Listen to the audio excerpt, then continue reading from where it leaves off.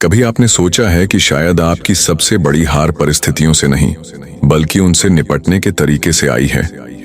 शायद आप अवसर इसीलिए खो रहे हैं क्योंकि आप कमजोर हैं, लेकिन क्योंकि आप गलत भावनाओं से बहक जाते हैं। लोगों का मानना है कि तेजी से प्रतिक्रिया देना ताकत का संकेत है, कि सही समय पर विस्फोट करना साहस दिखाता है। लेकिन मैं आपसे पूछता हूं, अगर यह ताकत है तो सबसे सम्मानित नेता वे क्यों हैं जो चुप रहना जानते हैं? आज मैं आपको उस प्रकार का आत्मनियंत्रण विकसित करने का तरीका दिखाऊंगा जो अराजकता को स्पष्टता में बदल देता है और प्रतिक्रियाओं को परिणामों में। क्या आप वास्तव में मानते हैं कि जो चुप रहता है वह हार जाता है, कि जो मौके पर प्रतिक्रिया नहीं करता है वह अधीन हो रहा है? यह ठीक वही गलती है जो ज्यादातर लोग हर दिन करते हैं। उनका मानना है कि चुप्पी कमजोरी का संकेत है, लेकिन चुप्पी जब यह जानबूझकर होती है एक सटीक हथियार है। यह नियंत्रण है, यह उपस्थिति है। जरा सोचिए, तनाव संघर्ष के क्षणों में जब हर कोई उत्तेजित होता है तो आप वास्तव में किसकी सुनते हैं? कौन सबसे जोर से चिल्लाता है या जो शांत चौकस रहता है और सही समय पर दृढ़ता से बोलता है? आंखें शोर की ओर नहीं मुड़ती, वे उसकी ओर मुड़ते हैं जो सुरक्षा प्रदान करता है, और सुरक्षा शब्दों से नहीं आती है, यह आसन से आता है, ऊर्जा से। कुछ ही लोग इसे समझते हैं और इसलिए वे अराजकता में रहते हैं। ऐसी बातें कहते हैं जिनके बारे में उन्होंने नहीं सोचा, बिना सोचे समझे प्रतिक्रिया करते हैं और फिर वे पछताते हैं। क्या आपने कभी ऐसा अनुभव किया है?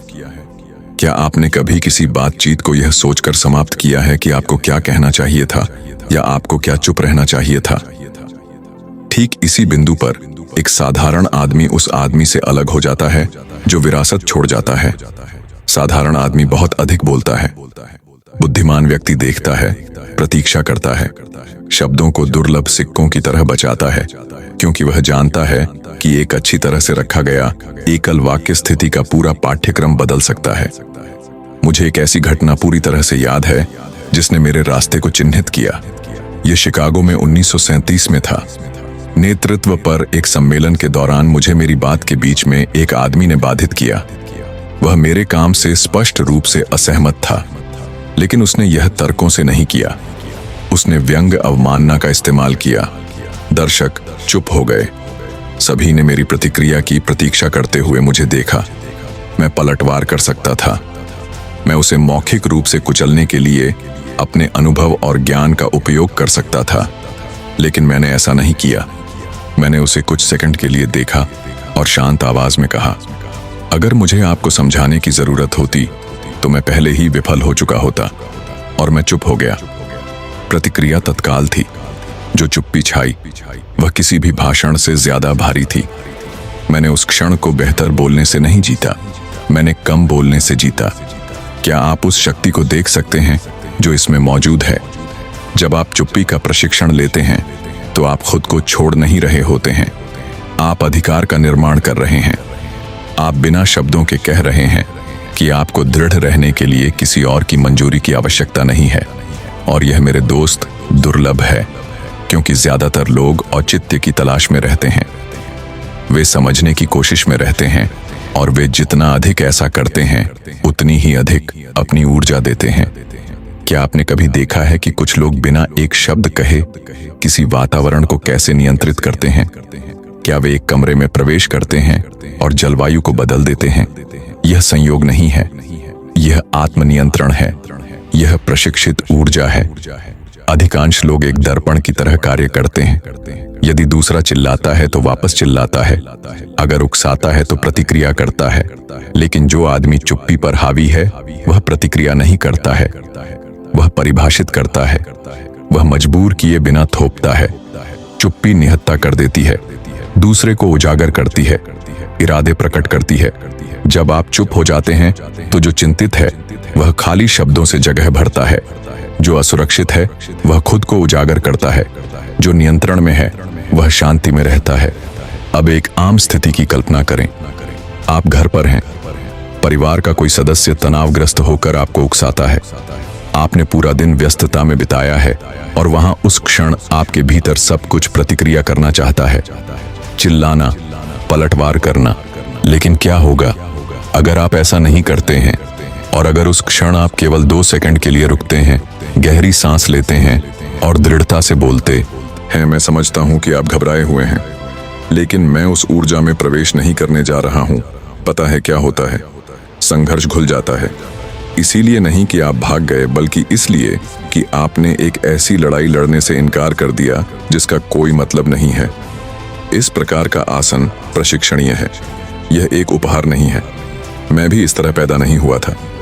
मेरे जीवन के कई वर्षों तक मैंने अपने बिंदु को साबित करने, बहस जीतने की कोशिश करते हुए आवेगपूर्ण तरीके से प्रतिक्रिया दी, और जानते हैं कि मैंने इससे क्या जीता? थकान, पछतावा, दूरी। यह केवल तभी था जब मैंने समझा कि मेरी ऊर्जा को हर उकसावे को देने की आवश्यकता नहीं है, कि मैंने अधिक पूर्ण तरीके से जीना शुरू कर दिया और अधिक सम्मानित होना। यहाँ तक कि आधुनिक अध्ययन भी इसे साबित करते हैं। हार्वर्ड मेडिकल स्कूल के शोधकर्ताओं ने दिखाया कि जो लोग भावनात्मक आत्मनियंत्रण विकसित करते हैं, उनमें कॉर्टिसोल तनाव हार्मोन का स्तर कम होता है और वे दबाव में अधिक प्रभावी निर्णय लेते हैं। यह आध्यात्मिकता नहीं है, यह विज्ञान है, यह जीव विज्ञान है। आपके दिमाग को प्रशिक्षित किया जा सकता है। आपका तंत्रिका तंत्र उत्तेजना के सबसे छोटे संकेत पर प्रतिक्रिया न करना सीख सकता है, लेकिन आपको छोटे से शुरू करने की आवश्यकता है। दिन प्रतिदिन देखना, नोटिस करना। ऐसे कौन से शब्द हैं जो आपको सबसे अधिक परेशान करते हैं? कौन से कार्य आपके खून को उबाल देते हैं? किस प्रकार की आवाज आपको अस्थिर करती है? लिख लीजिए, प्रतिबिंबित करें और तैयार हो जाइए। अपनी प्रतिक्रिया का पूर्वाभ्यास करना कायरता नहीं है, यह बुद्धिमानी है। कल्पना कीजिए कि कल कोई आपको पटरी से उतारने की कोशिश करने वाला है। आप कैसे प्रतिक्रिया देना चाहते हैं? अब भी अभ्यास करें। दृश्य की कल्पना करें, सांस लें, आसन बनाए रखें, प्रतिक्रिया की कल्पना करें। जब समय आएगा तो आप सुधार नहीं कर रहे होंगे, आप नेतृत्व कर रहे होंगे, न केवल स्थिति बल्कि स्वयं को भी। यदि आप सम्मानित होना चाहते हैं तो प्रतीक्षा करना सीखें। देखना, कम बोलना, और जब बोलना तो प्रत्येक शब्द का भार हो कि इसका एक उद्देश्य हो, क्योंकि जो गूंजता है वह आपके द्वारा कही गई बात की मात्रा नहीं है, बल्कि आपके द्वारा कहे जाने वाले तरीके की गुणवत्ता है। और सबसे महत्वपूर्ण बात, जब दूसरा चिल्लाता है तो चुप रहना सीखें। इसलिए नहीं कि आप डरे हुए हैं, बल्कि इसीलिए कि आप पर हावी हैं। जो वास्तव में मजबूत है, उसे यह साबित करने की आवश्यकता नहीं है कि वह है। उपस्थिति किसी भी तर्क से अधिक जोर से बोलती है, और वह उपस्थिति मेरे प्रिय चुप्पी से शुरू होती है। क्या आपने कभी देखा है कि अधिकांश लोग अपने आसपास की हर चीज, यातायात, साथी, सहकर्मी, यहाँ तक कि मौसम को नियंत्रित करने की कोशिश में अपना पूरा जीवन बिताते हैं, लेकिन वे खुद को शायद ही नियंत्रित कर पाते हैं। वे चाहते हैं कि सब कुछ बदल जाए ताकि वे शांति में महसूस कर सकें, लेकिन सच्चा परिवर्तन तब नहीं होता जब आपके आसपास की दुनिया आपकी इच्छाओं के अनुकूल हो। यह तब होता है जब आप कोई ऐसे व्यक्ति बन जाते हैं जो स्थिर रहने के लिए क्या होता है इस पर निर्भर नहीं होता है। बहुत से लोग कहते हैं, हाँ, मैं विस्फोटक हूं, मैं इसे रोक नहीं सकता। लेकिन यह एक अपरिवर्तनीय विशेषता नहीं है। यह एक ऐसी पसंद है जिसे इतनी बार दोहराया गया है कि यह एक आदत बन गई है, और हर आदत को फिर से प्रोग्राम किया जा सकता है। यदि आप अपने शरीर को वजन में प्रशिक्षित करते हैं तो यह बढ़ता है। यदि आप अपने दिमाग को दबाव में प्रशिक्षित करते हैं तो यह मजबूत होता है। आत्मनियंत्रण एक उपहार नहीं है, यह इरादे के साथ दोहराव है। मैंने इसे जिया है। एक बार मुझे न्यूयॉर्क के प्रभावशाली निवेशकों के साथ एक निजी बैठक में आमंत्रित किया गया था। वहां मौजूद पुरुषों में से एक को व्यंग को एक हथियार के रूप में इस्तेमाल करने के लिए जाना जाता था। उसने ऐसा अस्थिर करने के लिए शक्ति को मापने के लिए किया, और जैसा कि उम्मीद थी, उसने मेरे साथ कोशिश की। उसने मजाक के रूप में प्रच्छन्न उकसावे शुरू किए।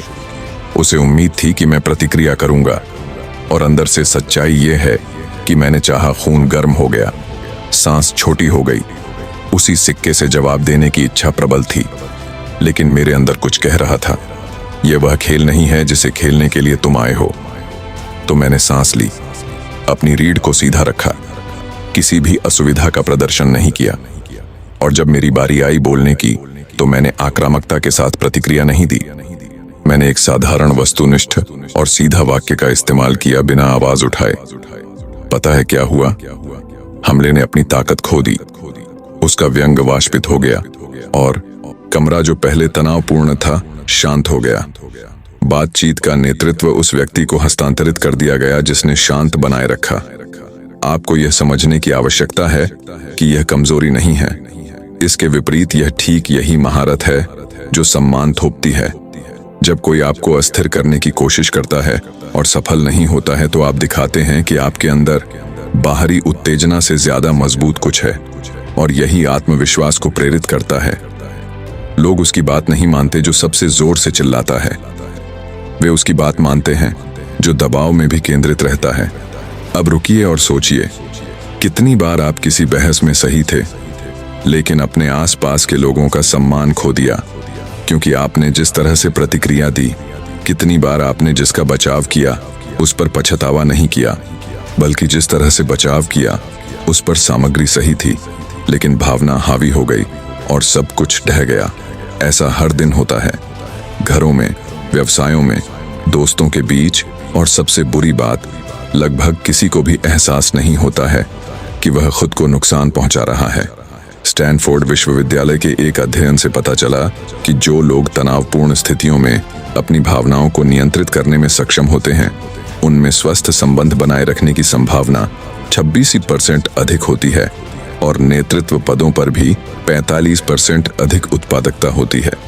यह कोई संयोग नहीं है, यह परिणाम है। यह शांत लोग बेहतर निर्णय लेते हैं। शांत लोग प्रतिक्रिया करने की तुलना में अधिक देखते हैं। शांत लोगों को भरोसेमंद माना जाता है, और जहां विश्वास है वहां प्रभाव है, और जहां प्रभाव है वहां नेतृत्व है।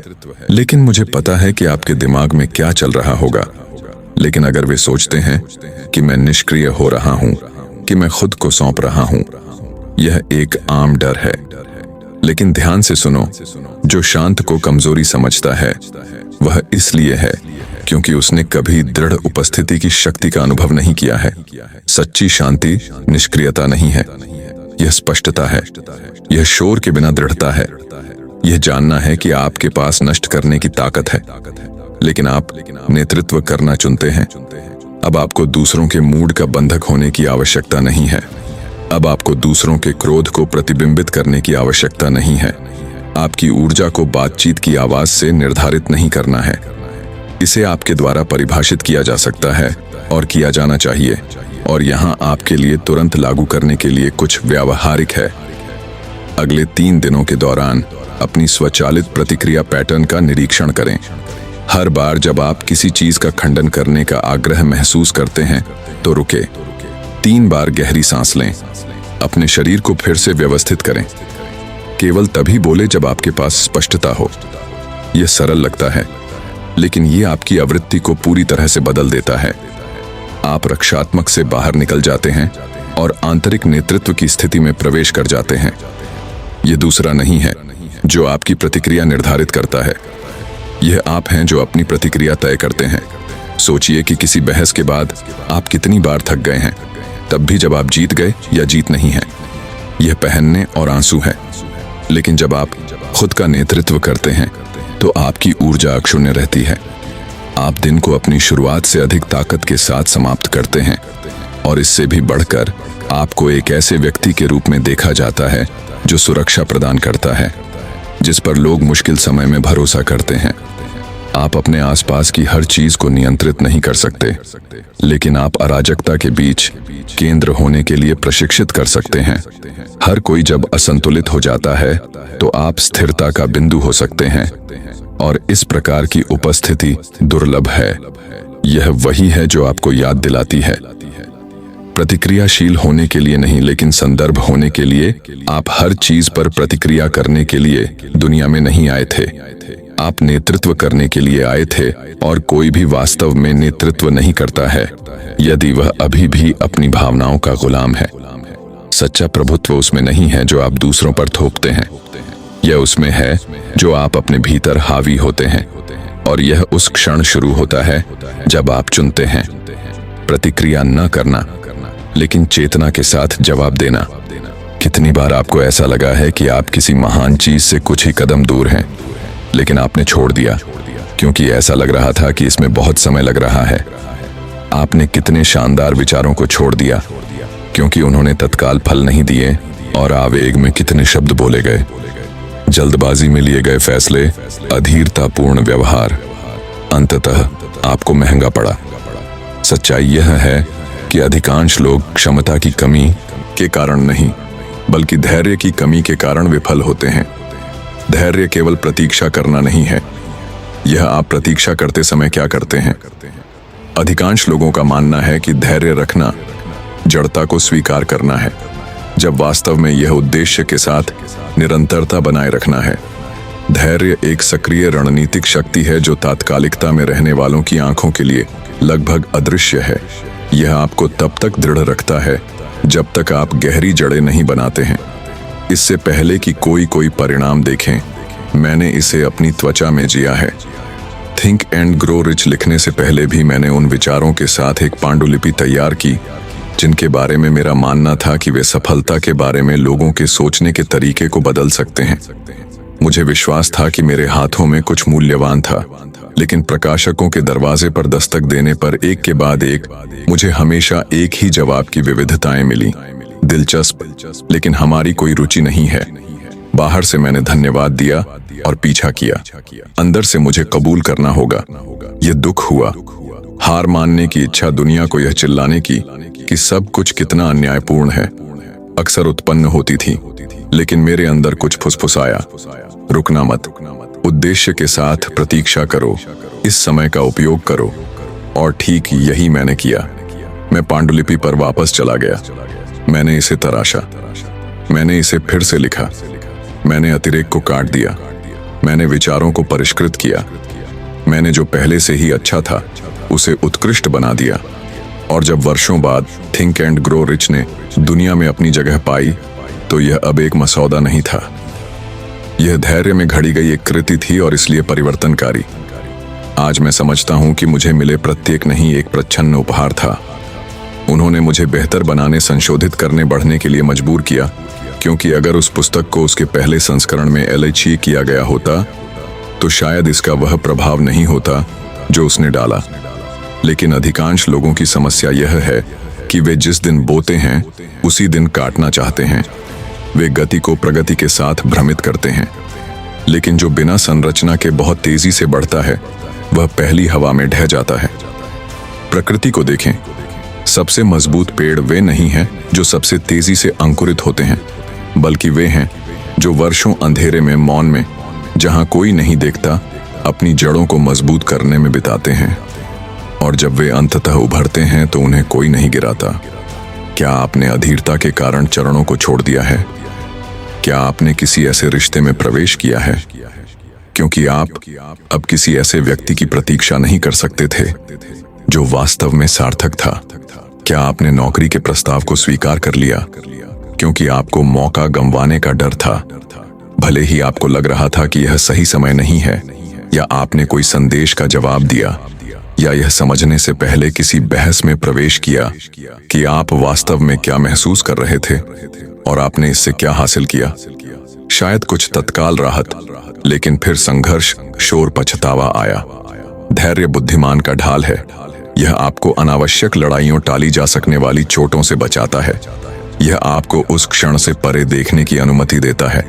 यह दुनिया को धीमा कर देता है ताकि आप वह सुन सके जो वास्तव में मायने रखता है।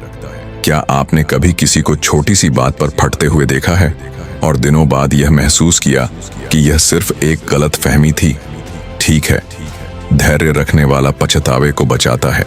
इंतजार करना दर्दनाक हो सकता है, लेकिन बहुत जल्दी काम करना कहीं अधिक दर्दनाक होता है। और यहाँ एक महत्वपूर्ण बिंदु है, धैर्य को निष्क्रियता के साथ भ्रमित न करें। सच्चा धैर्य बाहों को पार करना नहीं है, यह ज्ञान के साथ समय का उपयोग करना है। जबकि कई लोग चिंता को खिलाने में अपने दिन बर्बाद करते हैं, आप उस समय का उपयोग तैयार करने के लिए कर सकते हैं। पढ़ना, लिखना, निरीक्षण करना, सुधार करना, अपने दिमाग को तेज करना, यह निष्क्रिय कार्य नहीं है, वे आपके भविष्य की नींव है। हेनरी फोर्ड का उदाहरण लें। बड़े पैमाने पर उत्पादन के साथ दुनिया में क्रांति लाने से पहले वह कई बार विफल हुए। उनकी पहली परियोजनाएं काम नहीं की, उनके विचारों को बदनाम किया गया, लेकिन उन्होंने जल्दबाजी नहीं की। उन्होंने सिर्फ यह साबित करने के लिए कि वे कर सकते हैं कुछ भी अलचा नहीं किया। उसने इंतजार किया, अध्ययन किया, सही समय देखा, और जब उन्होंने अपना मॉडल एलचे किया तो यह सिर्फ एक कार नहीं थी, यह मानव इतिहास में एक परिवर्तन था। उसने खुद को तात्कालिकता से हावी नहीं होने दिया। उन्होंने दीर्घकालिक दृष्टि के साथ नेतृत्व किया। अब अपनी दिनचर्या को देखें। क्या आप दृढ़ विश्वास से काम करते हैं या आवेग से? क्या आप सही समय का इंतजार करते हैं या आप पहले अवसर पर खुद को फेंक देते हैं? क्या आप अंदर से चुप रह सकते हैं जब बाहर सब कुछ कार्यवाही के लिए चिल्लाता हुआ प्रतीत होता है? दुनिया आपको यह समझाने की कोशिश करेगी कि यह अभी या कभी नहीं है। यह कहेगा कि अगर आप नहीं दौड़ते हैं तो आप हार जाएंगे। लेकिन यह एक जाल है। जो दौड़ता रहता है वह थका हुआ रहता है। जो प्रतिक्रिया करता रहता है वह बंधक रहता है। जो जल्दबाजी करता है वह वही गलतियां करता रहता है। बस तेजी से धैर्य क्रिया में बुद्धि है। ये जानना है कि सबसे मीठा फल वह है जो सही समय पर पकता है, कि असली सोना अक्सर अधिक गहराई से दफन होता है, कि सबसे ठोस जीत वह है जो सचेत प्रतीक्षा के बाद आती है। तो यहाँ एक चुनौती है। अगले 7 दिनों के दौरान गति बढ़ाने के आग्रह का विरोध करें। जब कोई आपसे जवाब के लिए दबाव डालता है तो कहें, मुझे इस बारे में बेहतर सोचने की जरूरत है। जब उकसाया जाए तो गहरी सांस लें। जब आपके पास कोई विचार हो तो उसे लिख लें, लेकिन अगले दिन ही निष्पादित करें। आपको पता चलेगा कि कई प्रतिक्रियाएं अनावश्यक साबित होती हैं, कई निर्णयों में स्पष्टता आती है और कई शब्दों को कभी कहने की आवश्यकता नहीं होगी। अंत में शोर पल भर के लिए ध्यान आकर्षित करता है, लेकिन यह धैर्य है जो जीवन भर चलने वाली प्रतिष्ठा का निर्माण करता है। जबकि दूसरे दौड़ते हैं दृढ़ रहें, क्योंकि जब धूल जम जाएगी तो यह आप होंगे जो इंतजार करना जानते थे, जो अभी भी खड़े होंगे। सभी लड़ाइयां जीतने के लिए नहीं, बल्कि बुद्धिमानी से यह चुनने के लिए कि किन लड़ाइयों को वास्तव में लड़ने लायक था। क्या आपने कभी देखा है कि अन्य लोगों का मूड अक्सर आपके दिन का पाठ्यक्रम निर्धारित करता है? आप अच्छी तरह से योजनाओं के साथ प्रेरित होकर जागते हैं और फिर कोई आपके रास्ते में अशिष्टता, उदासीनता या विडंबना के साथ आता है, और अचानक जो स्पष्टता थी वह भ्रम बन जाती है। जो उत्साह था वह भार बन जाता है, और आपको यह भी एहसास नहीं होता है कि आपने अपनी ऊर्जा का नियंत्रण किसी ऐसे व्यक्ति को सौंप दिया है जो शायद यह भी नहीं जानता कि वह क्या कर रहा है, या इससे भी बदतर, जो ठीक से जानता है। यह सबसे शांत गलतियों में से एक है जो लोग करते हैं। बाहरी दुनिया को अपनी आंतरिक स्थिति को परिभाषित करने देना। उपग्रह की तरह जीना दूसरों को कैसा लगता है, वे क्या करते हैं या कहते हैं, इसके चारों ओर घूमना। लेकिन आपको इसके लिए नहीं बनाया गया था। आप किसी और की तात्कालिकता के अनुकूल होने के लिए दुनिया में नहीं आए थे। आप केंद्र बनने के लिए आए थे, नेतृत्व करने के लिए, जानबूझकर उस ऊर्जा का चयन करने के लिए जो आप वहन करते हैं। और मैं यह अधिकार के साथ कहता हूं, क्योंकि मुझे यह समझने में वर्षों लग गए कि मेरी शांति मेरी जिम्मेदारी थी। लंबे समय तक मैंने सोचा कि संतुलन बनाए रखना आसपास की चुप्पी पर निर्भर करता है, कि शांति एक शांत वातावरण से आती है। लेकिन मैंने पाया कि असली शांति संघर्ष के बीच में दिखाई देती है। यह ठीक उसी समय उत्पन्न होता है जब सब कुछ बाहर से आपको पटरी से उतारने की कोशिश करता है और आप पूरे रहने का चुनाव करते हैं। एक बार मुझे वित्तीय क्षेत्र के प्रभावशाली आंकड़ों के साथ एक बैठक में आमंत्रित किया गया था। उपस्थित लोगों में से एक को उत्तेजक होने के लिए जाना जाता था। उसने दूसरों को परखने के लिए व्यंग का इस्तेमाल किया। उसने यह देखने के लिए किया कि कौन पहले अस्थिर होता है, और उस दिन उसने मुझे सूक्ष्म विडंबनाओं और प्रच्छन्न अवमानना के साथ उकसाने की कोशिश की। मैंने क्रोध को बढ़ते हुए महसूस किया। मेरा दिल तेजी से धड़कने लगा। मेरा शरीर प्रतिक्रिया करना चाहता था, लेकिन मेरे अंदर कुछ जानता था कि अगर मैंने उस आवेग को छोड़ दिया तो मैं शिष्टता से ज्यादा खो दूंगा, मैं सम्मान खो दूंगा। तो मैं अचल खड़ा रहा, एक इशारा भी नहीं, जगह से बाहर एक शब्द भी नहीं। जब मैंने अंततः जवाब दिया तो यह एक सरल वाक्य के साथ था। एक शांत और तटस्थ स्वर में प्रभाव तत्काल था। वह पीछे हट गया, कमरा शांत हो गया और जो तनाव था वह श्रद्धा में बदल गया। मैंने अधिक बुद्धिमान होने के कारण नहीं जीता, मैंने अपनी ऊर्जा को संरक्षित करने के कारण जीता। और यही कुछ लोगों को समझ में आता है। ये सिर्फ आत्मनियंत्रण के बारे में नहीं है, ये रणनीति के बारे में है। आपको यह जानना होगा कि आपकी ऊर्जा कहाँ बह रही है। आपको यह पहचानना सीखना होगा कि किस प्रकार का व्यक्ति, किस प्रकार की स्थिति, किस प्रकार का व्यवहार आपको केंद्र से बाहर कर देता है। और इससे भी बढ़कर आपको तैयार रहने की आवश्यकता है, क्योंकि मजबूत बनने की इच्छा के लिए मुश्किल स्थिति की प्रतीक्षा करने का कोई मतलब नहीं है। सच्ची ताकत परीक्षण से पहले बनाई जाती है। क्या आप एक कठिन दिन के बाद घर आए हैं और आपके कमरे को युद्ध के मैदान में बदलने के लिए एक क्रॉसिंग वाक्यांश पर्याप्त था? क्या आपने इतनी विस्फोटक प्रतिक्रिया दी है कि आपने बाद में घंटों खुद को दोषी ठहराया? यह आपको कमजोर नहीं बनाता है, यह आपको इंसान बनाता है। लेकिन इस चक्र को दोहराते रहना, यह सोचकर कि कोई विकल्प नहीं है, अब हाँ, यह कमजोरी है। अच्छी खबर यह है कि आप इसे बदल सकते हैं। आप प्रशिक्षण ले सकते हैं। आप अपनी ऊर्जा को एक किले में बदल सकते हैं। निरीक्षण करके शुरू करें। क्या ट्रिगर हैं जो आपको अस्थिर करते हैं? आलोचना, रुकावटें, आवाज का लहजा, अवमानना की झलकियां। जब पहचान हो जाए तो लिख लें, प्रतिबिंबित करें और फिर पूर्वाभ्यास करें। समान स्थितियों में खुद की कल्पना करें। उस आसन की कल्पना करें जिसे आप अपनाना चाहते हैं। उस आवाज की कल्पना करें जिसे आप बनाए रखना चाहते हैं। उन शब्दों को जिन्हें आप उपयोग करना चाहते हैं, या उस चुप्पी को जिसे आपको बनाए रखने की आवश्यकता है। यह छिपना नहीं है, यह परिस्थितियों से बड़ा होने की तैयारी है। अब आपको प्रतिक्रिया करने की इच्छा को छोड़ने की आवश्यकता नहीं है। आप जवाब देना चुन सकते हैं, और यह अंतर चाहे कितना भी छोटा क्यों ना लगे, सब कुछ बदल देता है। जवाब देना चेतना के साथ कार्य करना है। प्रतिक्रिया देना उत्तेजनाओं द्वारा आज्ञा दी जानी है। जो आदमी बुद्धि के साथ जवाब देता है वह एक संदर्भ बन जाता है। जो आदमी आवेगपूर्ण तरीके से प्रतिक्रिया करता है वह बंधक बन जाता है। और अगर आपको अभी भी संदेह है कि क्या यह काम करता है, तो अब्राहम लिंकन को देखें। अपने कार्यकाल के दौरान उनका अपमान किया गया, उपहास उड़ाया गया, उन्हें कम आंका गया, यहां तक कि अपनी ही सरकार के सदस्यों द्वारा भी। लेकिन उनकी ताकत त्वरित प्रतिक्रिया में नहीं थी, यह शांति में था।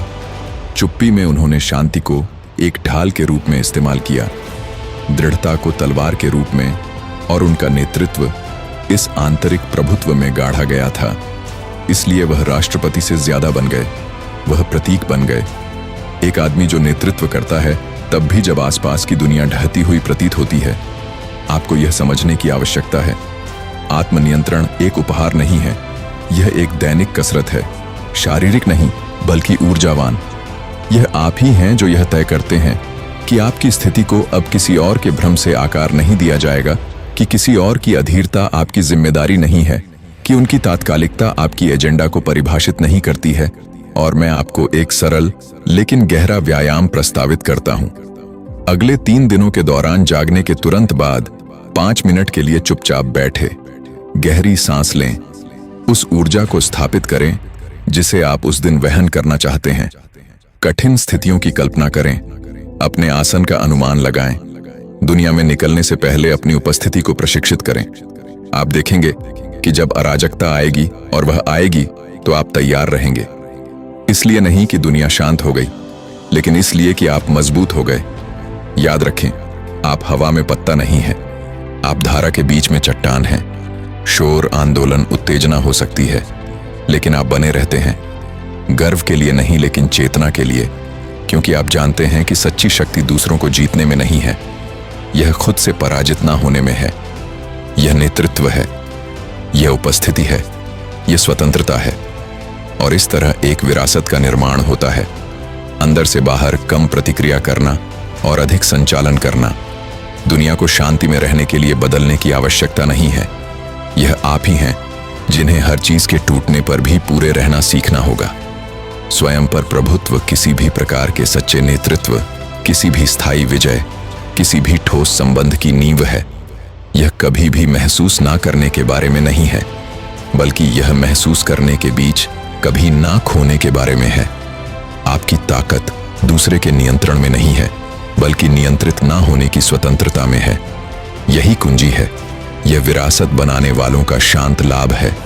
और अगर यह सामग्री आपके लिए समझ में आती है तो जान लें कि यात्रा अभी शुरू हो रही है।